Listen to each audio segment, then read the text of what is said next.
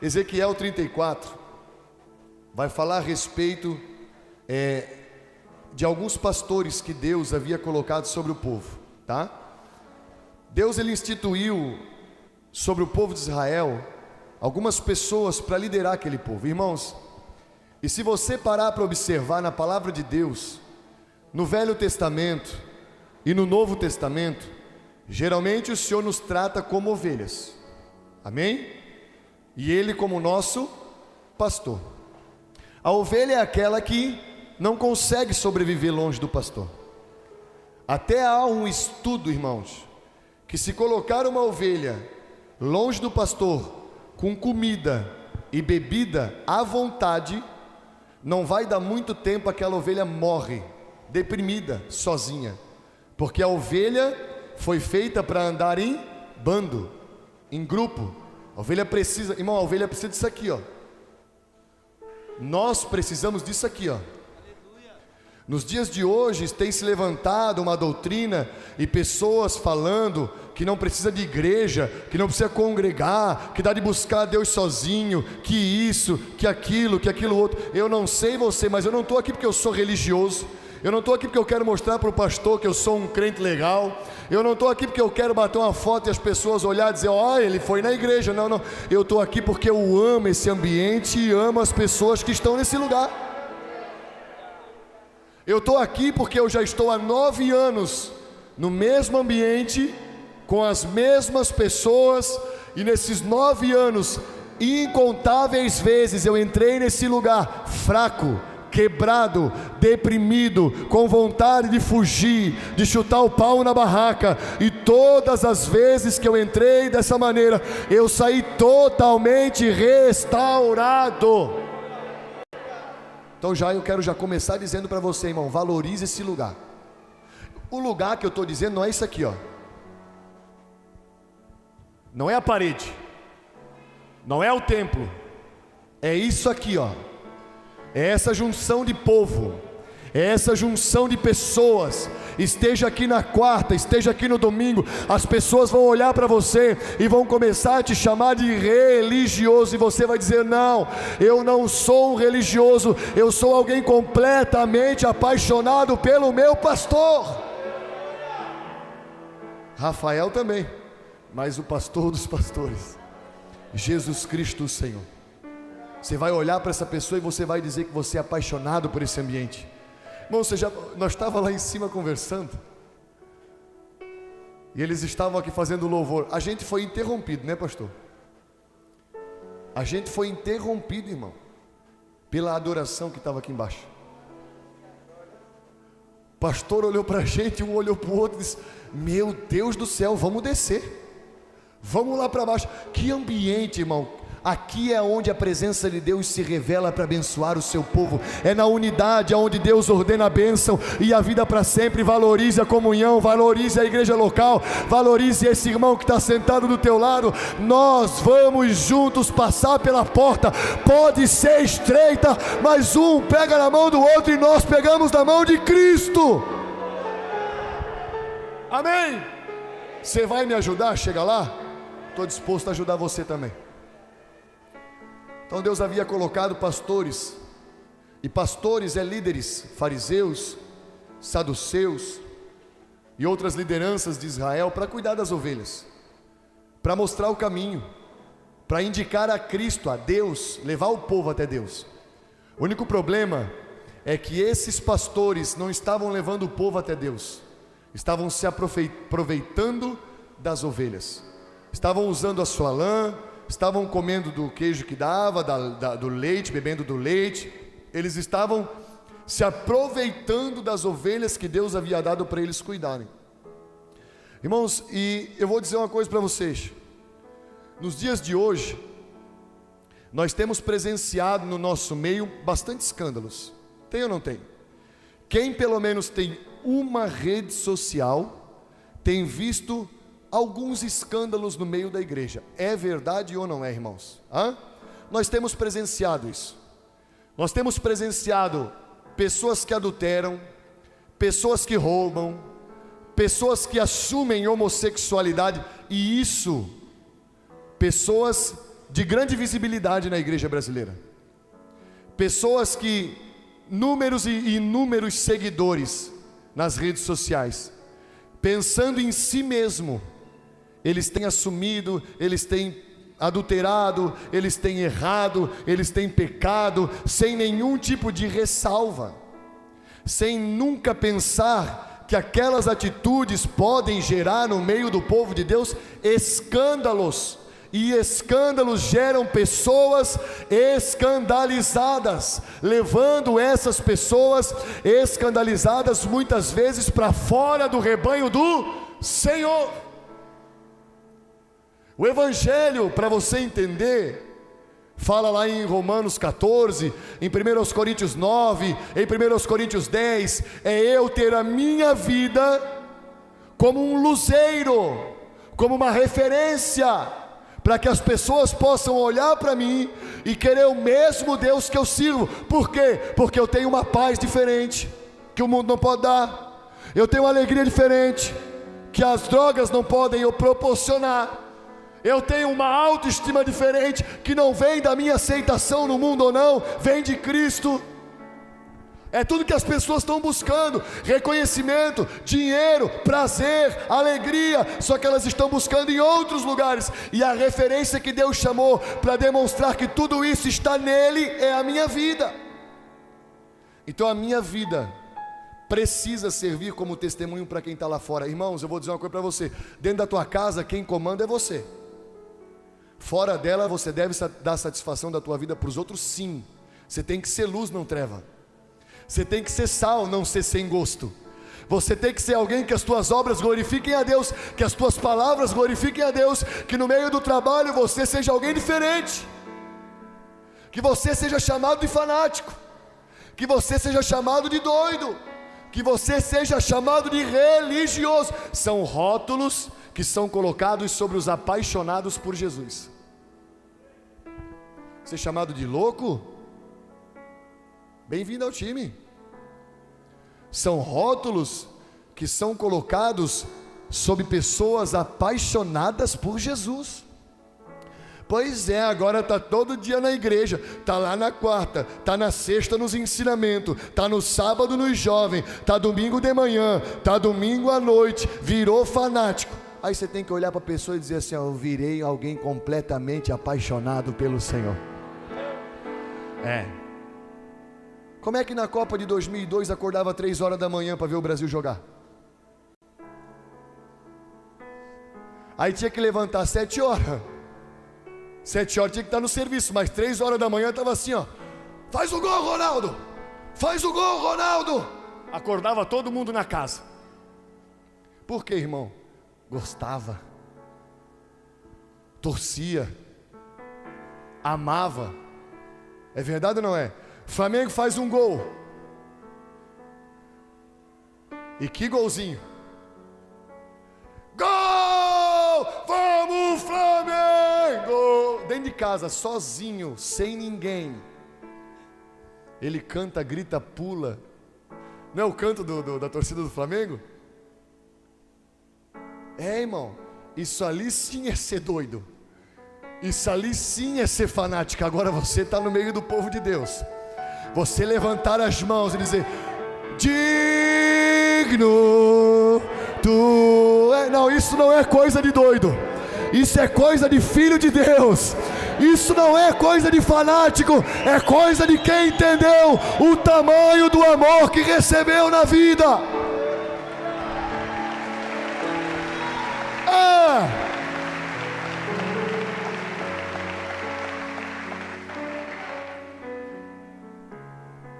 O cara mais envergonhado era eu, irmão. Sentava no último banco, o pastor falava: levante a mão como um sinal de que você está se rendendo a Deus. E eu, ó, dê um glória a Deus, dê um brado de vitória. Oh, glória. Envergonhado. Mas um dia eu entendi o tamanho do amor que foi derramado sobre a minha vida. Um dia eu cheguei ao entendimento que eu era miserável, eu ainda não mereço. Irmãos, quando nós entramos na casa de Deus, nós não tínhamos nada para oferecer ao Senhor. Quando nós viemos pela primeira vez, a única coisa que nós oferecemos a Ele foi as nossas mazelas e os nossos pecados, e mesmo assim Ele nos acolheu, mesmo assim Ele nos amou. Hoje, depois de tantos anos, nós continuamos não tendo nada para oferecer, mas o amor dEle permanece da mesma maneira sobre nós. Ele não muda, Ele é o mesmo ontem, Ele é o mesmo hoje, e Ele será o mesmo para todos, sempre. Por isso, quando te chamar de fanático, aceite, faz mal. Quando te chamar de louco, bom, mas tu ficou louco, né? Já dá um glória a Deus atrás. Ei, glória, fiquei mesmo. Tinha uma Assembleia de Deus em cima do morro. Eu morava aqui na Coab, aqui ó, numa casinha, lá em cima tinha uma assembleia, irmão. Eu ontem estava falando para os rapazes, eles falaram assim: não, tu se superou. Jogava pedra no telhado, rojão na frente da porta da igreja,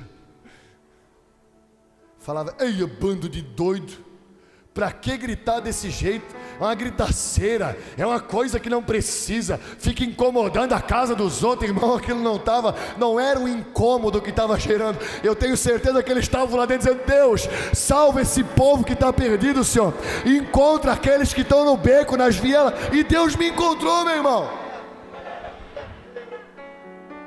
Então nós estamos aqui também, e nós estamos orando para Deus achar as perdidas. Nós estamos orando para Deus achar as feridas. Nós estamos orando para Deus pegar aquele que está no beco. Alguém está orando para Deus pegar quem está no beco, na viela, na esquina, jogado dentro daquela casa, em nome de Jesus. Haverá transformação de vida nessa cidade. É claro, meu irmão. E nessa transformação se inclui a tua casa.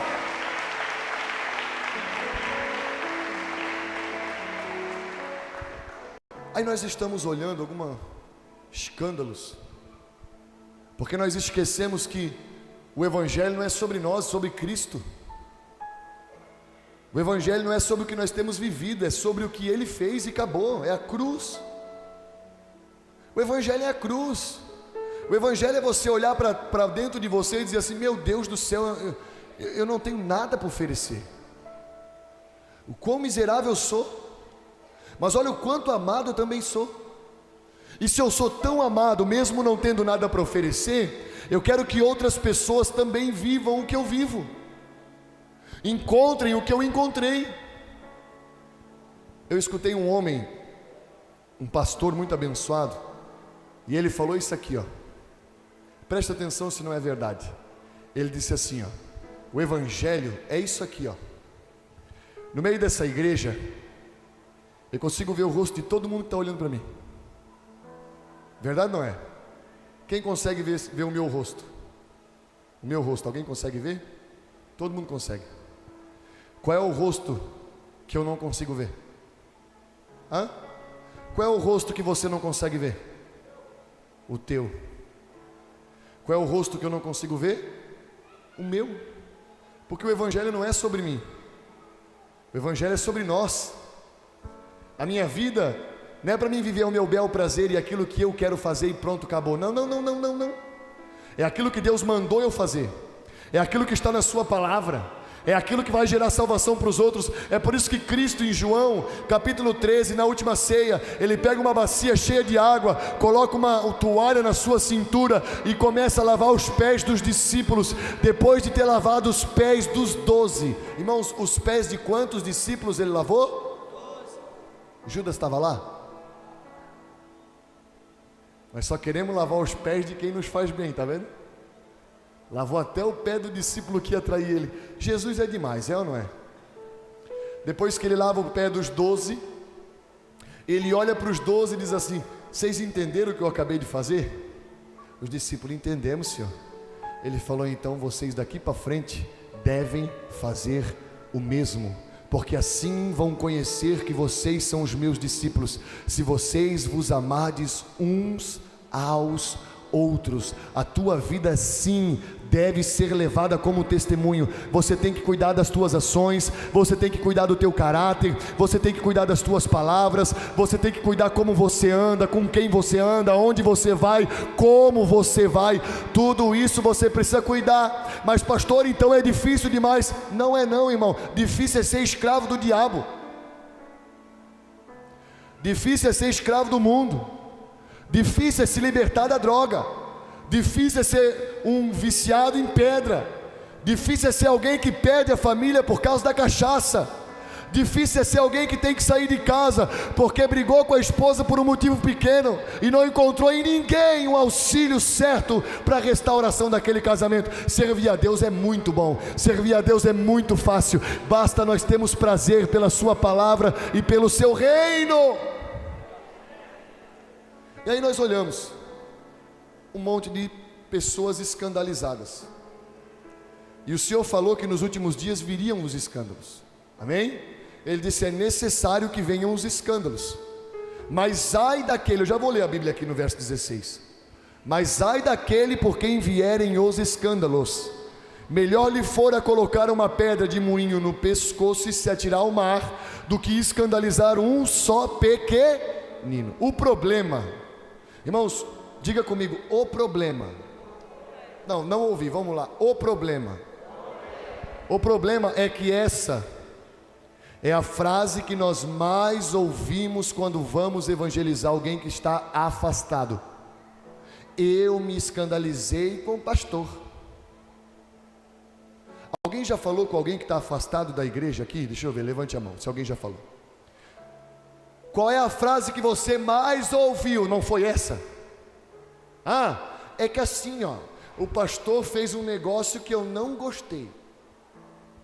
É que assim, o grupo de louvor falou um negócio que eu não aceitei. É verdade ou não é, irmãos? Se escandalizou com Deus ou com o homem? Com o homem. E posso dizer uma coisa para você? Quem está lá fora, apoiado nessa frase, quando Jesus voltar para julgar as nações com um justo juízo, vai para o inferno. Vai para o inferno. Quando Jesus voltar, essa pessoa não vai poder olhar para Jesus e dizer: mas o senhor viu que aquele pastor fez tal coisa, o senhor viu que aquele do louvor fez tal coisa, e Jesus vai dizer para ela: e eu fiz o quê? O juízo de Deus, meu irmão, é sem misericórdia. É por isso que nós estamos aqui nessa noite. É por isso que Jesus ainda não voltou, como diz em 1 Pedro, para que nós pudéssemos nos arrepender e chegar à salvação. Jesus não voltou para julgar as nações com juízo, porque a sua misericórdia ainda tem alcançado o povo. Aí a pessoa se apoia nessa frase, aí ela se coloca nessa frase: eu me escandalizei com isso, eu me escandalizei com aquilo, eu me escandalizei com aquilo outro. Para de dar desculpa e volte para Cristo. Hoje é noite de você voltar para Jesus. É a oportunidade que Deus te deu para que você reate a tua aliança com Ele. Não comece a falar essa frase: me escandalizei, me escandalizei. Jesus não escandaliza ninguém. Posso dizer uma coisa, irmão? Posso dizer uma coisa para você? Você está olhando para alguém que vai falhar com você. Fato. Eu vou prometer algo para você que não vou cumprir. Eu vou falar que vou lá na tua casa tomar um café e não vou. Fato. Eu prometi, não prometi não. Mas eu disse que eu iria na casa da irmã sábado tomar um cafezinho com o filho dela que estava de aniversário. Sabe quando que eu lembrei que eu tinha que ter ido ontem tomar um café com o filho, que o filho estava de aniversário? Hoje, quando eu cheguei na porta. Quando eu cheguei na porta, eu olhei para ela e disse: meu Deus, irmã, me perdoe, eu não fui. Daí, aí, irmão, ela tem misericórdia, que ela diz assim: não, pastor, tranquilo, o senhor é um homem cheio de tarefa. Eu falei: que nada, irmão, não fui porque eu esqueci. Tem nada de tarefado, a tarefa. Não, irmão, eu estava sentado vendo televisão, eu esqueci. Aí eu disse: a senhora me perdoa? Ela tinha duas opções: esses pastor que promete e não faz. Vou sair dessa igreja, ele falou que ia, não me ama, não vou mais. Para com picuinha para servir a Deus, meu irmão. Ela olhou para mim e disse: não, pastor, está tudo certo, fica tranquilo, está na bênção, glória a Deus. Que eu vou falhar, irmão, o homem vai falhar, mas Jesus nunca falha. Não olhe para esse homem, claro que as minhas ações, elas têm que ser exemplares para você, mas não coloca a tua confiança, a tua expectativa na minha vida, coloca a tua confiança e a tua expectativa no Senhor Jesus Cristo. Ele é o cabeça da igreja, Ele é o Senhor da igreja, Ele é o Senhor da nossa vida, é Ele que não escandaliza ninguém. O salmista Davi falou que se o Senhor estiver à nossa direita, nós não seremos abalados, e o apóstolo Pedro falou que aquele que se apoia no Senhor não é confundido. Amém? Aí esses pastores, eles estavam se aproveitando das ovelhas, e muitas estavam saindo desgarrada, voltando para o mundão. Aí olha o que ele falou no verso 16. Primeira coisa que ele fala aqui, procurarei as o quê? Irmãos, escute aqui, Deus está procurando as ovelhas perdidas. Você acredita nisso? Crê ou não crê? Deus está procurando as ovelhas perdidas, mas tem duas parábolas opostas em Lucas capítulo 15 que me chamam a atenção, duas, e presta atenção. A primeira parábola em Lucas capítulo 15 é a da ovelha, meu Deus do céu, alguém lê a Bíblia e está com o pastor aí? A primeira parábola de Lucas 15 é a ovelha perdida, glória a Deus. A segunda parábola, em oposto a essa, é a do filho pródigo. A primeira já fala o nome, perdida. Ela se perdeu. No meio do caminho, ela se perdeu. E aí o pastor deixou as 99 no aprisco e foi atrás daquela que se perdeu. É isso que Deus está fazendo nessa noite. Para você que está aqui, para aquelas pessoas que estão nos assistindo pela live, o bom pastor deixou aqui as 99 e está indo atrás daquela que se perdeu. Deus, ele vai atrás, ele sobe a campina, ele desce o monte, ele vai para a direita, ele vai para a esquerda, até encontrar aquela que se perdeu. Deus, com a sua misericórdia, vai atrás da perdida. Mas Deus, com a mesma misericórdia, não vai atrás daquele que decidiu sair. E é por isso que eu digo que aquele que vive em cima de desculpas para servir a Deus no dia do juízo receberá a sua condenação. O filho pródigo olha para o pai, tendo comida, tudo do bom e do melhor dentro de casa, porque o pai dava isso para ele, e olha para o pai e diz: eu cansei dessa vida, eu quero a minha herança. Como se a pessoa falasse assim: estou cansado de ter que estar congregando, coisa chata, o cara não pode aproveitar com a família. Irmão, você tem tanto tempo para aproveitar com a família? Se você dizer que o culto atrapalha o teu aproveito com a família, você está dando desculpa, porque o resto da semana você não consegue dar tempo para a sua família. Fica em cima de um celular 24 horas por dia, vai desligar quando é 10 horas da noite, o filho está dormindo, larga o celular um pouco, larga o teu trabalho um pouco na parte da noite, chega na sua casa, desliga o celular, quem quer falar com você vai na tua casa, pega o teu filho, bota andar de bicicleta, tem um monte de tempo para você aproveitar com a família. Irmão, eu estou falando alguma heresia? Eu estou falando alguma besteira? Não. Você só não tem tempo para aproveitar com a sua família se você não quiser. Não é um culto na quarta que vai atrapalhar o teu casamento, irmão. Muito pelo contrário. Um culto na quarta com o Deus que se revela através da palavra nesse lugar tem poder para restaurar o teu casamento. Tem, sem dúvida. E aí o filho pródigo se muito cansado. Toda a vida tem que estar no culto. Às vezes o cara chega baleado, quarta-feira passa por uns perrengues, ainda tem que estar na igreja, graças a Deus. Glória a Deus! Umas 3 quarta-feira atrás, eu cheguei aqui, arrebentado, quebrado de cansado. As costas estavam em lasca, irmão, ela estava virada, não era o S do C, era o Z, lasca. Aí eu cheguei ali na mesa, aí o irmão estava do meu lado, eu falei assim: como é que tá? Aí ele disse: estou em lasca. Eu disse: então nós temos que fazer um buraco e se enterrar tudo junto. Bom, o culto foi tão maravilhoso, irmão. A palavra foi tão sensacional. Quando acabou o culto, eu em lágrimas, eu olho para o lado, ele estava até meio bobo assim. Aí eu olhei, eu digo: nós podíamos ficar mais umas 2 horas, né? Ele disse: podia, estamos renovados. Não, estamos, glória a Deus, glória a Deus.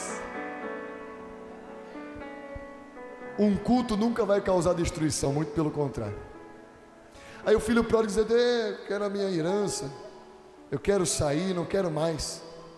Aí o pai diz assim: pode ir, querido, aqui tu é livre, preso tu é no mundo. O que te prende é a droga, é a prostituição. O que te prende é o cigarrinho. O que te prende é a bebidinha. É por isso que lá em Colossenses capítulo 1, versículo 13, diz que Ele nos tomou do império das trevas e nos transportou para o reino do Filho do seu amor. Sabe por que a Bíblia fala transportou e não levou? Porque quem está na luz, para voltar para as trevas, a porta para passar para lá está aberta. É a pessoa que escolhe se ela quer permanecer na luz ou se ela quer ir para as trevas. Diga: eu quero permanecer na luz. Mas para quem está nas trevas, a porta para passar para a luz está trancada 7 chaves. A pessoa está presa lá. Aí só uma ação do amor de Deus que pode nos pegar naquelas trevas e nos transportar para o reino do Filho do seu amor. Hoje nós estamos livres, hoje nós somos felizes, hoje nós vivemos o que vivemos, porque a graça de Deus nos alcançou. Meu Deus, alguém pode celebrar isso? Fomos alcançados por essa graça.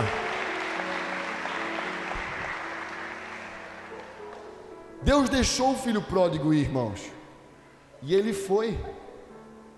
Irmãos, sabe qual foi a primeira coisa que aconteceu quando o filho pródigo saiu da casa do pai? Não foi coisa ruim, catástrofe, carro passou por cima, tudo se arrebentou, deu ferida na pele, deu doença, ficou depressivo. Que nada, irmão, aproveitou, foi bom. Foi pro baile, dançou bailão, bebeu um monte, saiu com um monte. A vida estava uma beleza. É isso ou não é que está lá na parábola? Gastou toda a herança com meretrizes, a vida era uma beleza. O diabo abriu assim a porta, escancarou para a pessoa pensar que no mundo é melhor. Aí você vai conversar com alguém que saiu da igreja. Eu já escutei não de uma nem duas, mas não dá de contar nessas mãos aqui, ó. A frase que ela diz é: parece que é tão melhor aqui fora, pastor. Alguém já ouviu essa frase? Parece que é tão melhor aqui fora. Vai nessa, bobo. Vai chegar um tempo em que está tudo uma beleza. De repente o diabo vem, ó, dá uma rasteira. A Bíblia diz que o dinheiro do filho pródigo se acaba. Irmão, acabou o dinheiro, vai correr para quem? Ele correu para os amigos. Ele correu para os parceiros que estavam do lado dele. Quando ligava no zap e falava assim, ó: galera, carne e cervejada à vontade na minha casa. 180 pessoas, convidava 30, dava 180. Alguém já passou por essa, não? Ó, eu já. Acabou o PIS. Acabou o PIS. Foi-se o 13º adiantado. Galera, estou passando por uma dificuldade, preciso de ajuda. Puf, removido do grupo. É verdade ou não é? Não sobra ninguém. Ele também estava rodeado de amigos. De repente o dinheiro acabou. Ele disse: eu vou para um daqueles meu parceiro. Quando chegou na casa do cara, o cara falou assim: ó, cara, eu não posso fazer nada por ti, hein? Irmão, sabe quem que é o nosso amigo fiel? Será que eu preciso falar quem que é o nosso amigo fiel? Sabe quem está conosco quando nós estamos lá em cima, mas também está conosco quando nós estamos lá embaixo? Sabe quem está conosco na fartura, mas também quem está conosco na hora da solidão? Sabe quem está conosco na alegria, mas também está na tristeza?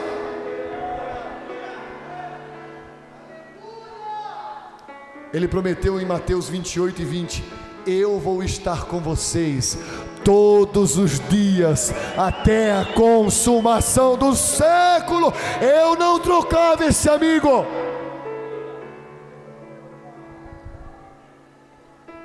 Aí esse amigo de aparência olhou para o filho pródigo e falou assim: a única coisa que eu posso te ajudar, meu amigo, é você ir lá cuidar dos porcos para mim. Irmão, Jesus fala dos porcos, os porcos, porque para o judeu o porco era um animal imundo. E sabe o que isso significa? É o maior prazer que o diabo, que é o príncipe deste mundo, tem para fazer sobre a vida daqueles que um dia estiveram na presença de Deus: pisotear, levar para a lama. Talvez você está sentado nesse lugar, talvez você está me vendo agora pela live, e você está sendo pisoteado pelo diabo, e as lembranças que vêm na tua mente é: meu Deus, como eu era feliz quando eu estava na presença de Deus, como eu tinha todo o prazer na minha alma quando eu estava na presença de Deus. Agora o teu casamento está por um fio, a tua saúde está por um fio, a tua alegria depende de um cigarro de maconha, o teu prazer depende da tua galera que fuma cigarro eletrônico. Eu quero dizer para você: o mesmo Deus que gerou prazer no teu coração no princípio está nesse lugar nessa noite. Ele está procurando as perdidas. Eu creio que Ele está achando as perdidas. Ele está no meio do seu povo, procurando aquela que agora com o coração está gritando e dizendo: eis-me aqui, Senhor, eu estou de volta. Aleluia. Aí o filho pródigo estava na lama, comendo das alfarrobas, comida de porco, lavagem. Eles iam lá da lavagem para o porco. O cara que antes tinha milhões estava comendo lavagem. Aí ele diz assim: meu Deus, que besteira que eu fiz ter saído da casa do meu pai. Eu vou voltar para lá. Olha o cara, irmão. Eu vou voltar para lá. Vou falar assim para o meu pai: eu vou preparar o discurso, eu vou escrever no papel a oração. Vou pegar no papel, eu vou escrever a oração. Eu vou escrever assim: Pai, pequei contra o céu e contra ti. Eu não sou digno de ser chamado teu filho. Pelo menos me tem como um daqueles teus servos, porque ali eles têm pão. E ele volta. Ele não fica só na vontade de voltar, ele volta, porque ele conhece o pai que tem. Quando ele volta, o pai não olha para aquele homem e diz assim para ele: antes de nós conversar, o negócio é o seguinte: passa a tomar um banho e se limpar, rapaz, que você vai levar um cascudo na cabeça, e agora você vai ver e aprender a nunca mais sair de casa. Deus nos disciplina com amor, não nos disciplina? Irmãos, escuta uma coisa que eu vou dizer para você: o que constrange o coração do homem na presença de Deus não é a ira de Deus, é o amor dele. O que faz uma pessoa entrar na igreja com 7 pedras na mão e começar a largar uma por uma, não é a ira de Deus, é o amor dele. É quando a pessoa vai entendendo o quanto Deus ama a vida dela. É quando ela vai entendendo tudo que Deus preparou para que ela fosse salva e liberta de uma vida mesquinha que ela levava. Irmão, talvez você tenha levado uma vida mesquinha. Você precisa voltar para a casa do Pai hoje. Esse homem volta de lá, de comer as lavagens, fedendo a porco, sujo, imundo, fatigado pelas coisas do mundo. E a Bíblia diz que ele está de volta, com um papel na mão da oração e o discurso. Quando ele vem, a Bíblia diz que o pai está assim, ó. Ele estava procurando. Alguém viu o Roberto? Dá uma olhadinha lá, vê se o Gabriel está voltando. Quem viu a Renata? Viu a Renata lá? Aí de repente ele vê o filho vindo. Irmão, quando ele vê o filho vindo, a Bíblia diz que ele sai Quando ele sai correndo, ele olha o filho, ele abraça o filho. A maior atitude de amor é que esse homem pega o filho sujo, fedendo, e abraça o... Posso dizer uma coisa para você, nessa noite, em nome de Jesus? Para Deus não importa o que você fez daquela porta para fora nessa noite. Agora, nesse momento agora, que nós estamos aqui, o que menos importa para Deus é o que você fez no verão passado. É o que você fez ontem. Se você estava lá na Expo, arrastando o pé no bailão, negando o nome de Jesus, se hoje você está aqui, é porque Deus está abrindo uma porta de salvação para você, meu irmão. Deus, Ele vai te abraçar, Ele vai limpar você, Ele vai lavar você, Ele não vai tratar você como servo, Ele não vai tratar como você como qualquer alguém, Ele vai tratar você como filho, porque Ele termina a parábola dizendo: meu filho, esse meu filho estava morto e voltou a viver, por isso eu dei uma festa. Existe alegria diante dos anjos de Deus quando um pecador se arrepende. Está descrito isso em Lucas 15, preste atenção, por isso que tem que ler a Bíblia. Está descrito isso.